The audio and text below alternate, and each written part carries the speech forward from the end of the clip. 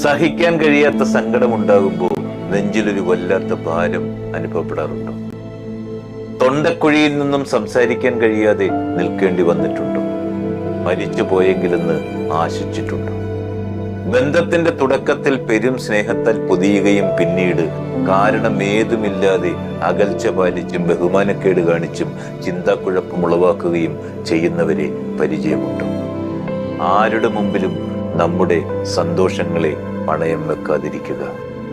പറയാതെ പറഞ്ഞൊഴിവാക്കാനും പുതിയ സാഹചര്യങ്ങൾ വരുമ്പോൾ മാറി ചിന്തിക്കാനും മനസ്സുള്ള മനുഷ്യരുടെ കാലമാണിത്.